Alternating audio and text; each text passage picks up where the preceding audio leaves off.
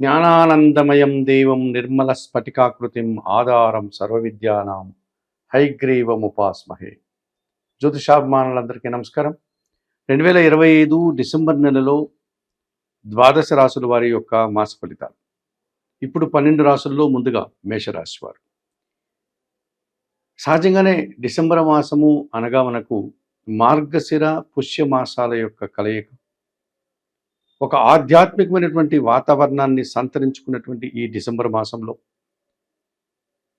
లక్ష్మీనారాయణుల పూజతో పాటు మనకు డిసెంబర్ నెల 15 నుంచి ధనుర్మాసం ప్రారంభమవుతుంది కనుక గోదాదేవి యొక్క పూజ, 30 రోజుల తర్వాత తిరుప్పావై పూర్తయిన తర్వాత గోదా కళ్యాణంతో ఈ ధనుర్మాసం పూర్తవుతుంది.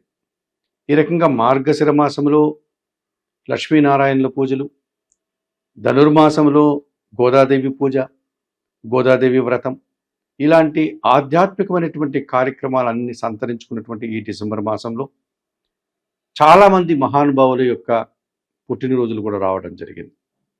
కాలభైరవయుని జననం, కార్తికేయ స్వామి యొక్క జయంతి, దత్తాత్రేయ స్వామి వారి జయంతి, ముక్కోటి ఏకాదశి, భగవద్గీత ఆవిర్భావం కూడా మనకి ఈ డిసెంబర్ మాసంలోనే కనిపిస్తుంది.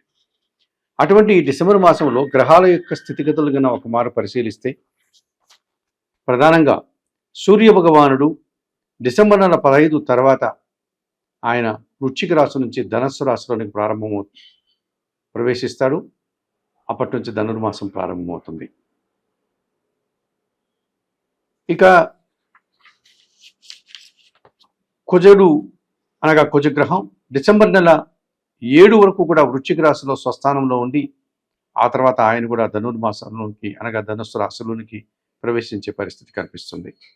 ఇక బుధుడు ఇంచుమించుగా తులారాశిలో తన యొక్క సంచారాన్ని ఈ డిసెంబర్ మాసం అంతా కూడా ముందుకు తీసుకెళ్తాడు. గురువు డిసెంబర్ 5వ తారీఖున వక్రించి వెనకకు మరలి కర్కాటక రాశి నుంచి మిథున రాశిలోనికి ప్రవేశిస్తాడు. ఇక శుక్రుడు వృశ్చిక ధనుస్సు రాశుల్లో ఈ మాసంలో ఆయన ప్రయాణం ఉంటుంది. అనగా డిసెంబర్ నెల 20 వరకు కూడా వృశ్చిక రాశిలో, ఆ తర్వాత ధనుర్మాసంలో అనగా ధనుస్సు రాశిలో ఆయన యొక్క ప్రయాణం ఉంటుంది. శని భగవానుడు యథావిధిగానే మీనరాశిలో సంచరిస్తున్నాడు. అలాగే రాహు కుంభరాశిలో, కేతు సింహరాశిలో సంచారం కొనసాగుతుంది. ఈ మేషరాశి వారికి ఈ 2025 డిసెంబర్ మాసాన్ని గన ఫలితాలు పరిశీలిస్తే చాలా గ్రహాలు అనుకూలంగా సంచరిస్తున్నాయి. ఇందులో ప్రధానంగా సూర్య భగవానుడు, మేషరాశి వారికి పంచమాధిపతి అయినటువంటి ఈ సూర్య భగవానుడు డిసెంబర్ నెల 15 తరువాత భాగ్యభావంలోనికి ధనుస్సు రాశిలోనికి రావడం వల్ల వీరి ఆరోగ్యం కుదుటపడుతుంది. వృత్తి ఉద్యోగ వ్యాపారాల్లో సజావుగా ముందుకు వెళ్తారు. ఆలోచనలు చాలా వరకు కార్యరూపం దాలుస్తుంది. సంతానం విషయంలో శుభవార్తలు అందుకుంటారు. అధికారుల యొక్క అభినందనలు కూడా వీరికి అందుకునే పరిస్థితి కనిపిస్తుంది. ఇక జన్మరాశ్యాధిపతి అష్టమాధిపతి అయినటువంటి కుజుడు డిసెంబర్ 7 తరువాత భాగ్యభావమైనటువంటి ధనుస్సు రాశిలోనికి ప్రవేశించడం వల్ల చాలా వరకు వాహన సమస్యలు పరిష్కరించుకోగలుగుతారు. చిన్న చిన్న వివాదాలంతా కూడా పరిష్కరించుకుని సంతోషంగా ముందుకు వచ్చేటువంటి పరిస్థితి కనిపిస్తుంది. భూవాహన లాభాలు అందుకుంటారు. అనుకోకుండా నూతన లాభాలు కానీ, నూతన ఆదాయం కానీ, శుభవార్తలు కానీ అందుకునేటువంటి పరిస్థితి. అలాగే వాహన సంబంధమైనటువంటి సౌఖ్యాన్ని, భూ సంబంధమైనటువంటి సౌఖ్యాన్ని కూడా వీరు అందుకోగలుగుతారు. తృతీయ షష్టాధిపతి అయినటువంటి ఈ బుధుడు ఈ డిసెంబర్ నెల మాసమంతా కూడా సప్తమ భావంలో తులారాశిలో సంచరించడం వల్ల జన సహకారం బాగుంటుంది. పోటీ ప్రపంచంలో మేదినటువంటి శైలిలో వారు విజయాలను సాధించుకుంటారు. వ్యాపార సంబంధమైనటువంటి వ్యక్తులకి సానుకూల పరిస్థితి కనిపిస్తుంది. విద్యార్థులకు కూడా అనుకూల వాతావరణం కనిపిస్తుంది. పోటీ పరీక్షల్లో రాసేటువంటి వారికి, పోటీ ఇంటర్వ్యూలకు వెళ్ళేటువంటి వారికి, ఉద్యోగ ప్రయత్నాలు చేసేవారికి కూడా సానుకూల వాతావరణం కనిపిస్తుంది. సమాజంలో మంచి పేరు ప్రఖ్యాతులు, ఆర్థికపరమైనటువంటి విషయాల్లో ఒక అభివృద్ధిని, ఆర్థిక బలాన్ని వీరు పొందగలుగుతారు. భాగ్య వ్యయాధిపతి అయినటువంటి ఈ గురువు డిసెంబర్ నెలంతా కూడా అనగా డిసెంబర్ నెల 5 వరకు కూడా ఆయన చతుర్థ భావంలో కర్కాటక రాశిలో సంచరించడం వల్ల డిసెంబర్ నెల 5 వరకు వీరికి కుటుంబ సౌఖ్యం లభిస్తుంది. పూర్వపుణ్యం వీరికి ఎంతగానో ఉపయోగపడుతుంది. వీరు పడేటువంటి ప్రతి కష్టానికి శ్రమకు ప్రతిఫలాన్ని అందుకోగలుగుతారు. మంచి గుర్తింపు లభిస్తుంది. విద్యా సంబంధమైనటువంటి విషయాల్లో సానుకూల వాతావరణం కూడా వీరికి ఏర్పడుతుంది.